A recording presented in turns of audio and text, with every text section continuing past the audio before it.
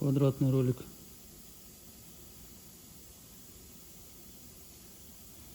Шпонка отсутствует. Шпонка подвылезла. С длинной шпонкой уже стоит, то есть этот блок уже делался, этот распредвал менялся. Приветствую вас на канале Motorstruck. Сегодня к нам привезли вот такой вот двигатель, посылочку точнее. В посылочке у нас двигатель УМ457. Привезли его на замену распредвала. Сейчас распакуем и будем разбирать. Будем менять распредвал.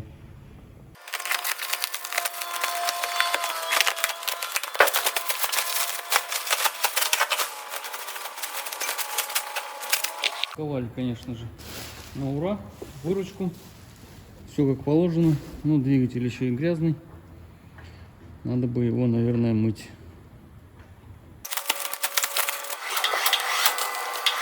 Вот так вот у нас выглядит этот двигатель. В масляных потеках. Масло течет где-то здесь.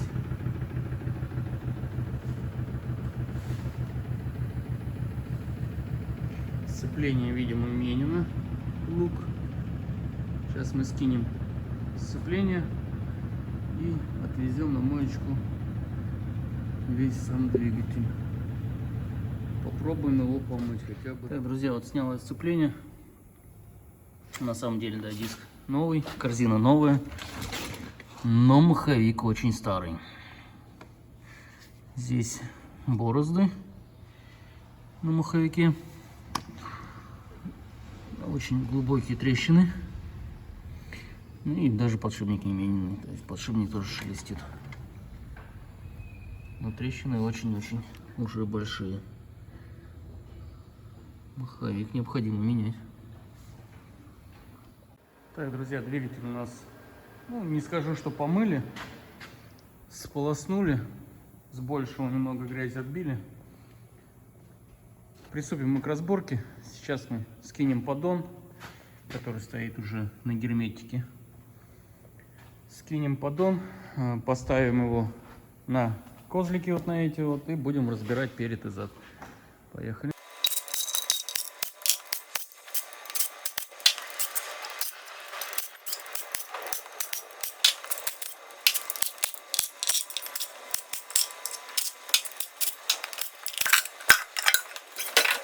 Поддон уже снимался, болт один лежит в поддоне, вот от этого. Соответственно, сами лазили, уже смотрели, что нашли, наверное, распредвал. Попробуем тоже посмотреть. Так, не очень хорошо получается подсмотреть, но там четвертый. Здесь вот четвертый там. Видно выработка. И на втором немного. Ну, снимем, посмотрим. Так, вот двигатель мы установили. Начнем разбирать сверху. Снимем клапаны и крышечки. Снимем коромысло. Открутим. Достанем штанги. Соответственно, это прослабим мы толкатели. Далее мы открутим ПЛД секции. Также, который будет мешать для того, чтобы достать распредвал. Ну и уже начнем разбирать зад, то есть снимать маховик и кожух маховика. И спереди. Спереди надо будет снять вот эту крышечку, за ней открутить шестерню. Поехали.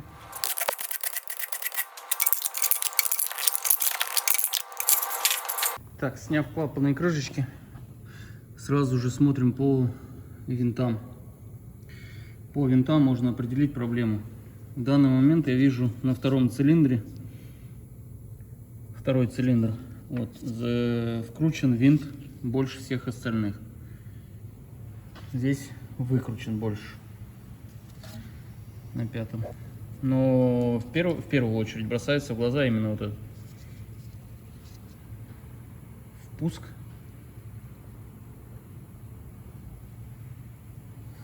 Впуск второго цилиндра. При снятии распредвала, соответственно, обратим на это внимание. Двигатель у нас 2012 года.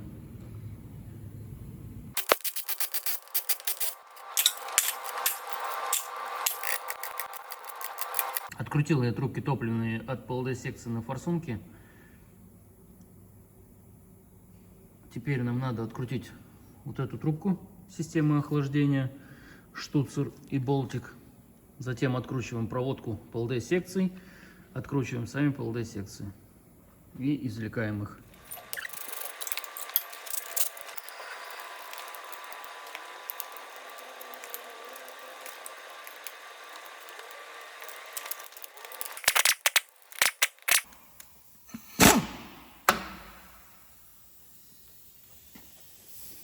Стрельного. Вот для этого я откручиваю один болт полностью, второй не до конца, чтобы не получить в челюсть этой ПЛД-секции. Также для удобства можно снять впускной коллектор. Удобнее доставать ПЛД-секции, но мы обойдемся таким образом.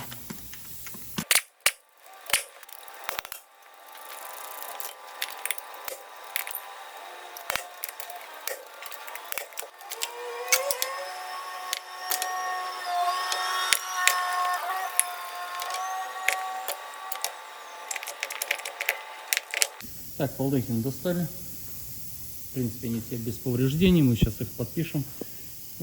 Каждый за свое место. Потом будем устанавливать и приступим. Сначала разберем перед, а затем зад. Так, скидываем мы ремешок.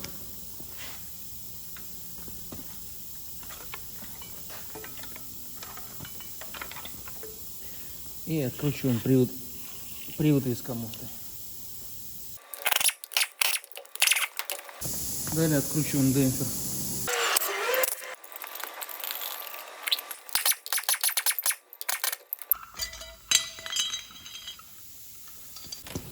Скручиваем переднюю крышку ДВС.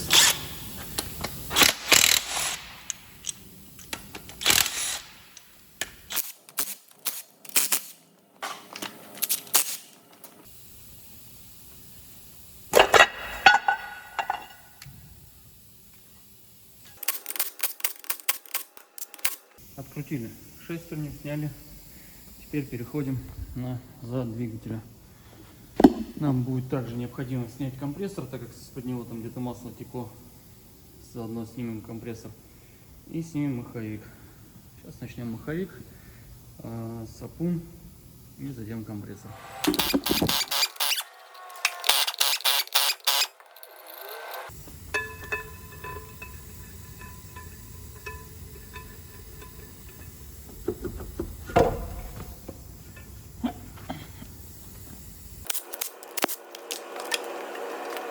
Также видим, что здесь на герметике было, на сером.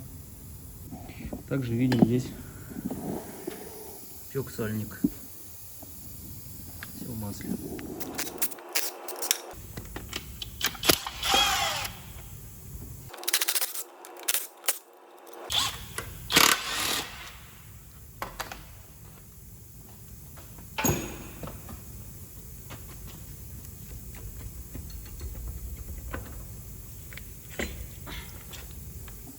Теперь можем откручивать кожух маховика и снимать его.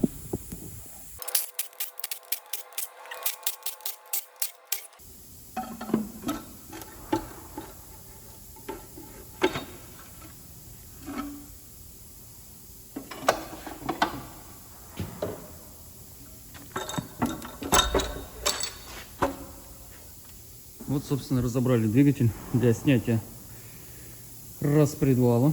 Теперь нам необходимо его положить на бок и извлечь распредвал. Сейчас нам, чтобы его достать, мешают только толкатели, которые стоят сверху и давят на него. Можно и воспользоваться своими магнитами, приподнимать толкатели, но это геморройный труд. Поэтому ложим его на бок и снимаем, достаем оттуда распредвал.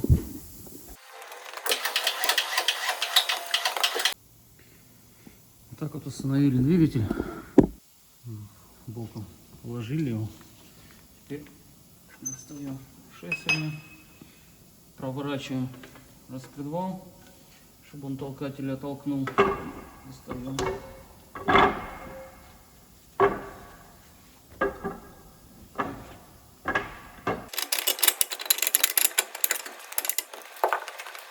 Так, смотрим, у нас вот здесь первый цилиндр покоцанный.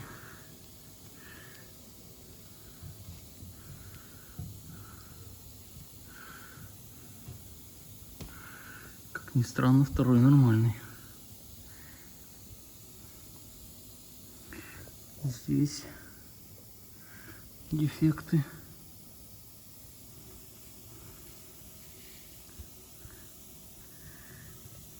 Здесь и шестой.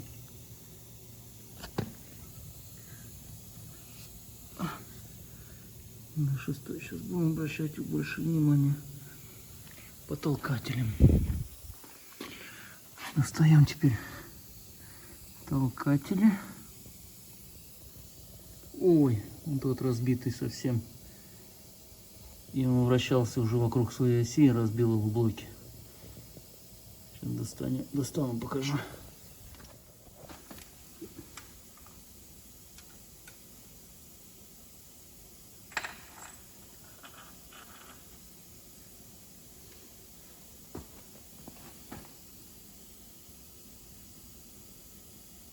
Квадратный ролик.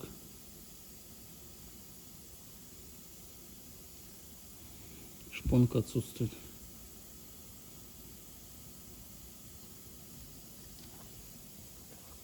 Сейчас достанем все толкатели, потом посмотрим блок.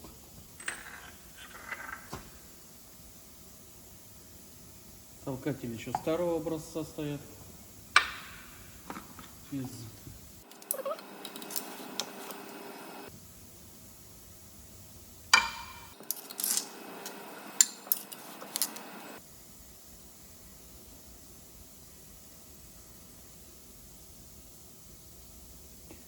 Шпонка под вылезла. Также и здесь. Вот какая должна быть.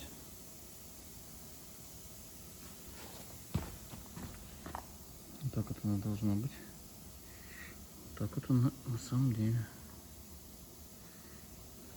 Но тех, которые исподпорченные.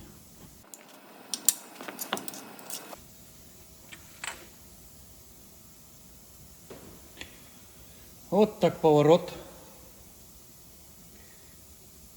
С длинной шпонкой уже стоит, то есть этот блок уже делался, распредвал менялся. Также побило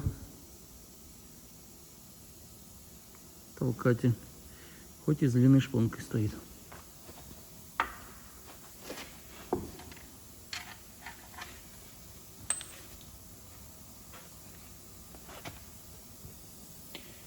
Но при этом оставили толкатели старого образца. Нового образца они идут вот с такой проточкой.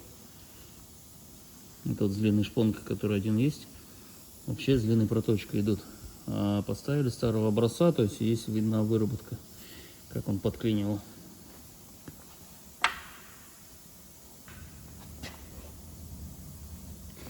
Также с длинной шпонкой установлена на втором цилиндре. И тоже уже начал ее подбивать. Потому как в блоке, скорее всего, она просто подклинивала в том месте, где уже разбит паз. По всей вероятности. Ну, либо зазор клапанов. Но с длинной обе разбиты. Делайте выводы сами. Теперь смотрим блок. Вот так вот. Разбито. То есть при этом он уже работал еще с длинной шпонкой.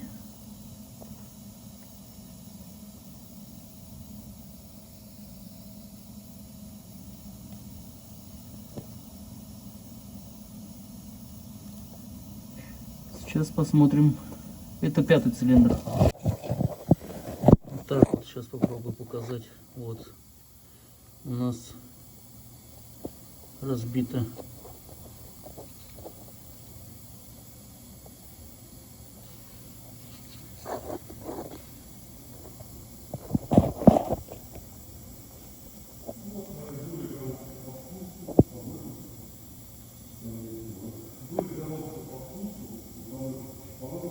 Ну, теперь, собственно, попробуем посмотреть и шестой цилиндр. Я у нас разбила только сейчас. И вот, собственно, уже шестой.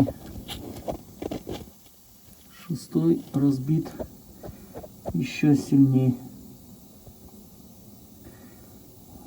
Поэтому можно судить, что, наверное, длинная шпонка нам не особо-то и поможет. Разбита довольно-таки сильно. Итак, еще раз покажу вам толкатель. Это у нас шестой.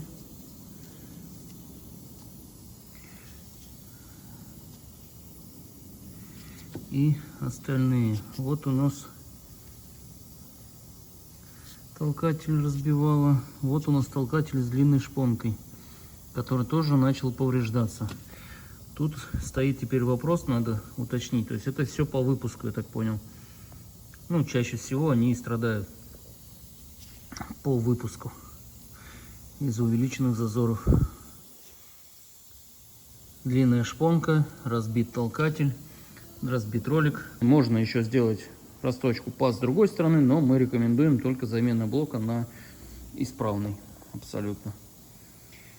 Сейчас будем созваниваться с клиентом, разговаривать о дальнейших действиях этого двигателя, что нам будет дальше делать с ним.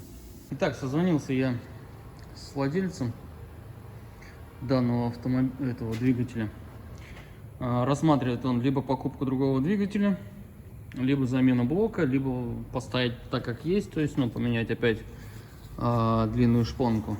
Что я заметил, не обратил сразу внимания, у нас вот этот толкатель, где у нас шпонка вылезла, имеется вот такое отверстие, что говорит о том, что здесь тоже была шпонка удлиненная. Удлиненная шпонка, она вот здесь вот держится, вот так вот. Соответственно, вот на шестом цилиндре у нас была удлиненная шпонка, и она уже не помогла. То есть блок уже был разбит у нас. Шестой, пятый и второй цилиндр, выпуск. И у нас не помогла длинная шпонка, она все же выскочила и разбила распредвал. Сколько при этом проходило, владелец тоже не знает. Он купил его, 30 тысяч отъездил, и вот такая беда. То есть ему продали уже заведомо неисправный двигатель. При этом, говорит, работал он хорошо. Вот. Поэтому пока мы сделали паузу, дальше ничего не предпринимаем. Клиент пока думает о том, что с этим делать. Мы будем разбирать точно такой же еще один двигатель. Вот он у нас, этот двигатель. Сняли с автомобиля, подали мне. На месте мы сняли поддон. Увидели втулки распредвала. И соседний от него, то есть четвертый цилиндр, разбитый толкатель. Также у нас еще один двигатель лежит вот здесь, вот на замену распредвала. Таким же, собственно, образом. Поэтому я и хотел снять видео, показать, что это очень частая проблема. Двигатель у нас один, второй, третий. И все они под замену распредвала. Вот такая вот проблемка у нас с этими двигателями 457. Обращайте внимание на регулировку клапанов. Ну что ж, разобрал я и второй двигатель. Это у нас первый. Вот у нас разобранный второй двигатель. Ситуация здесь практически такая же. Все толкатели разбиты. Но шпонки все на месте. Начали только вот только вылазить несколько. Но другая беда. Втулки распредвала. Вот одна в поддоне, вторая вышла с распредвалом. Вот она провернула втулка распредвала на этом ролике. Ну и также у нас кулачки имеют дефекты.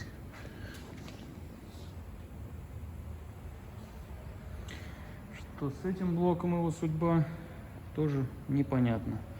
Либо ремонтировать под втулки распредвала, либо менять блок.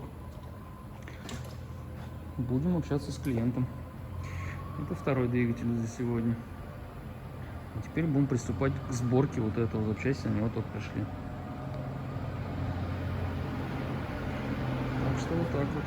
Итак, друзья, мы получили от клиента обратную связь. Он, конечно, в раздумьях еще, разбирать сразу двигатель или нет полностью. Решил сначала перепроверить. То есть мы сейчас вскроем вкладыши, проверим состояние их состояние. И также мы вскроем форсуночки топливные, достанем топливные форсуночки, эндоскопом посмотрим состояние гильзопоршневой группы. Для чего? Для того, чтобы мы понимать, что еще надо вложить, помимо нового блока другого. Вот, поэтому проверить состояние коленвала, сняв вкладыши, мы поймем состояние коленвала. Ну и клиент хочет, соответственно, понимать, какие у него там гильзы, нет ли там задиров, покупать только гильзокольца, либо гильзопоршневую группу, ну хотя бы приблизительно понимать, что еще помимо блока ему потребуется заменить. Приступим.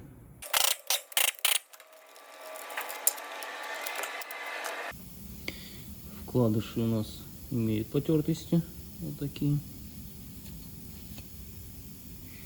Мерсовский оригинальный вкладыш, не менялся.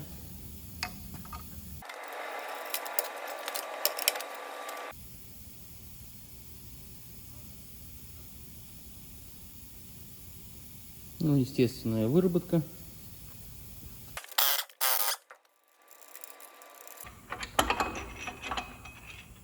Ох ты. Ну, с этим я не просчитал. Всегда говорю, лучше скрывать четвертый. Царапины сильные. А, здесь есть царапинка, да. Ну, в любом случае надо снимать коленвал. Это мы, конечно, делаем для клиента, а так, по сути, надо снимать коленвал, промерять его. И это уже не есть хорошо. Так, снимаем форсуночки. Мы трубочки, морковочки открутили. Снизу откручиваем прижимы.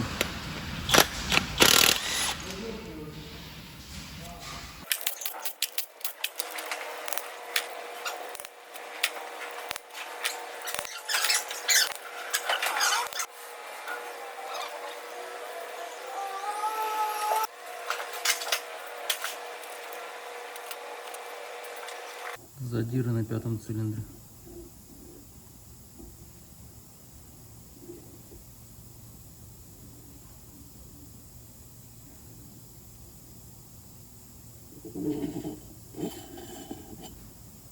Сейчас я его потом ниже опущу и еще раз посмотрим. Так, мы смотрим 6-й цилиндр.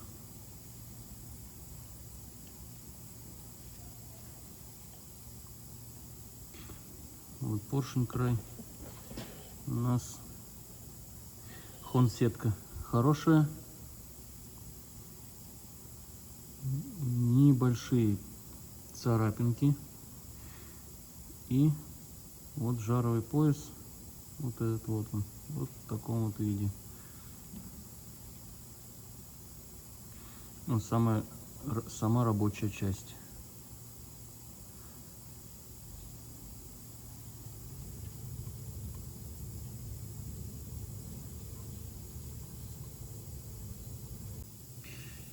А вот мы заглянули в 5-й цилиндр.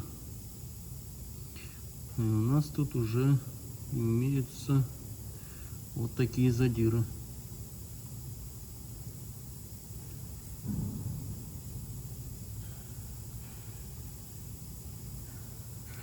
И до самого верха.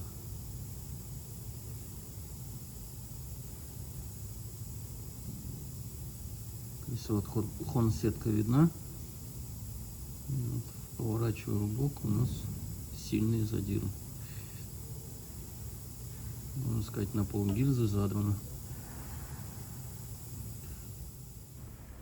Итак, собрали мы двигатель, все на место установили, ну, за исключением распредвала, штанги и так далее, это запчасти остались. То есть распредвал здесь никакой не установленный, это просто я его подсобрал, клиент его забирает, этот двигатель. Устанавливаем назад его в поддон, туда в палет, и отвозим назад клиенту. Клиент уже купил новый двигатель, будет его устанавливать. Если кому интересно, могу снять видео сборка капиталка двигателя вот этого. Этот двигатель у нас разобрался, точно такой же, но здесь провернули втулки распредвала. Либо клиент будет восстанавливать втулки распредвала, блок под втулки распредвала, либо искать другой блок, менять. Этот пока вопрос у него на повестке. Ну, также запчасти, гильза поршневая, кольца и так далее. Вот, если интересно, могу снять это видео. Пишите в комментариях, надо ли. Ну, так как у меня уже есть несколько роликов с такими моторами, и капиталка, и ремонт гильзы, этот самый, распредвала, и 460 недавно выходил с комбайна, в принципе, аналогичные двигателя. Можно снять еще вот сборку вот этого двигателя. Ну, а с этим мы закончим. Всем пока. Подписывайтесь на канал, ставьте лайки.